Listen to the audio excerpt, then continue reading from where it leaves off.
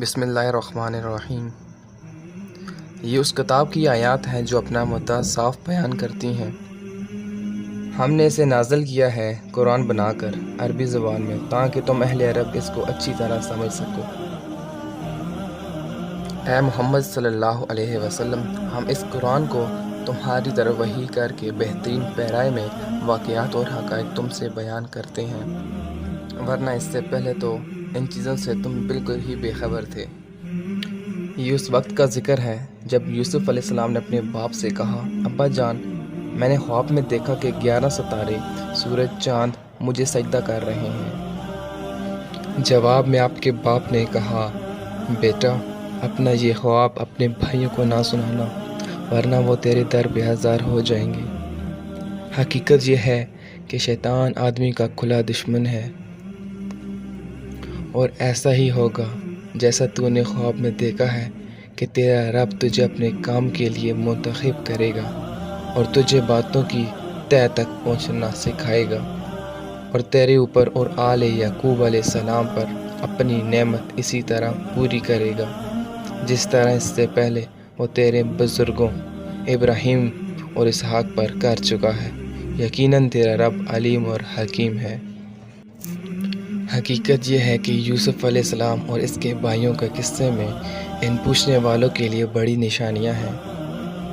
یہ قصہ یوں شروع ہوتا ہے کہ اس کے بھائیوں نے آپس میں کہا، یہ یوسف اور اس کا بھائی دونوں ہمارے والد کو ہم سے سب سے زیادہ محبوب ہے، حالانکہ ہم پورا جتھا ہیں۔ سچی بات یہ ہے کہ ہمارے ابا جان بالکل ہی بہک گئے ہیں۔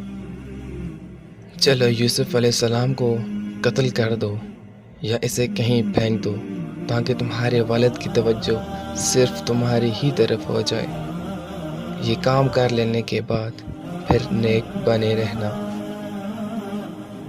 اس پر ان میں سے ایک بولا، یوسف علیہ السلام کو قتل نہ کرو، اگر کچھ کرنا ہی ہے تو اسے کسی اندھے کنویں میں ڈال دو، کوئی آتا جاتا قافلہ اسے نکال لے جائے گا۔ اس قرارداد پر انہوں نے جا کر اپنے باپ سے کہا، ابا جان، کیا بات ہے کہ آپ یوسف علیہ السلام کے معاملے میں ہم پر بھروسہ نہیں کرتے، حالانکہ ہم اس کے سچے خیر خواہ ہیں۔ کل اسے ہمارے ساتھ بیچ دیجیے، کچھ چر چگ لے گا اور کھیل کود لے گا، اس کی حفاظت کی ذمہ داری ہماری ہے۔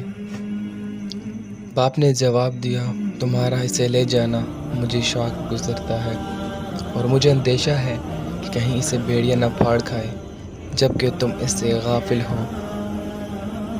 انہوں نے جواب دیا، اگر ہمارے ہوتے ہوئے اسے بھیڑیا نے کھا لیا جبکہ ہم ایک جتھا ہیں، تب تو ہم بڑے ہی نکمے ہوں گے۔ اس طرح اصرار کر کے جب وہ اسے لے گئے اور انہوں نے طے کیا کہ ایک اندھے کنویں میں حضرت یوسف علیہ السلام کو چھوڑ دیں گے، تو ہم نے یوسف علیہ السلام کو ایک وحی کی کہ ایک وقت آئے گا جب تو ان لوگوں کو ان کی یہ حرکت جتائے گا، یہ اپنے فعل کے نتائج سے بے خبر ہیں۔ شام کو وہ روتے پیٹتے اپنے باپ کے پاس آئے اور کہا، ابا جان، ہم دوڑ کا مقابلہ کرنے میں لگ گئے تھے اور یوسف علیہ السلام کو ہم نے اپنے سامان کے پاس چھوڑ دیا تھا کہ اتنے میں بھیڑیا آ کر اسے کھا گیا۔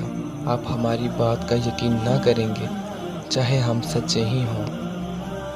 اور وہ یوسف علیہ السلام کی قمیض پر جھوٹ موٹ کا خون لگا کر آئے تھے۔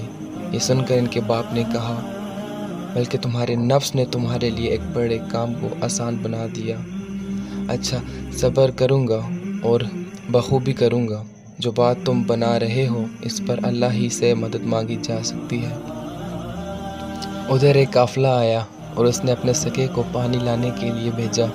سکے نے جوں کنویں میں ڈول ڈالا تو یوسف علیہ السلام کو دیکھ کر پکار اٹھا، مبارک ہو، یہاں تو ایک لڑکا ہے۔ ان لوگوں نے اس کو مال تجارت سمجھ کر چھپا لیا، حالانکہ جو کچھ وہ کہہ رہے تھے خدا اس سے باخبر تھا۔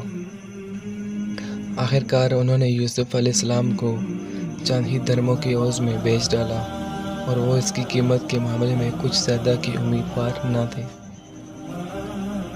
مصر کے جس شخص نے اسے خریدا، یعنی یوسف علیہ السلام کو، اس نے اپنی بیوی سے کہا، اس کو اچھی طرح رکھنا، ہو سکتا ہے کہ یہ ہمارے لیے مفید ثابت ہو یا ہم اسے اپنا بیٹا بنا لیں۔ اس طرح ہم نے یوسف علیہ السلام کے لیے اس سرزمین میں قدم جمانے کی صورت نکالی اور اسے معاملہ فہمی کی تعلیم دینے کا انتظام کیا۔ اللہ تعالیٰ اپنا کام کر کے رہتا ہے مگر اکثر لوگ جانتے نہیں ہیں۔ اور اس طرح جب حضرت یوسف علیہ السلام اپنی پوری جوانی کو پہنچے تو ہم نے اسے قوت فیصلہ اور علم عطا کیا۔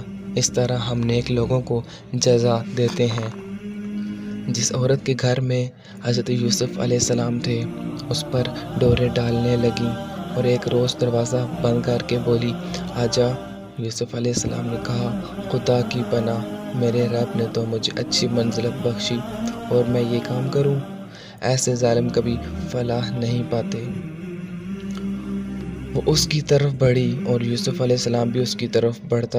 اگر اپنے رب کی برہان نہ دیکھ لیتا ایسا ہوا تاکہ ہم اسے بدی اور بے حیائی کو دور کر دیں۔ در حقیقت وہ ہمارے چنے ہوئے بندوں میں سے تھا۔ آخرکار یوسف علیہ السلام اور وہ عورت دروازے کی طرف بھاگے اور اس نے پیچھے سے یوسف علیہ السلام کی قمیص پھاڑ دی۔ دروازے پر دونوں نے اس کے شوہر کو موجود پایا اور اسے دیکھتے ہی عورت کہنے لگی، کیا سزا ہے اس شخص کی جو تیرے گھر والی پر نیت خراب کرے؟ اس کے سوا اور کیا سزا ہو سکتی ہے کہ وہ قید کیے جائے یا اسے سخت عذاب دیا جائے؟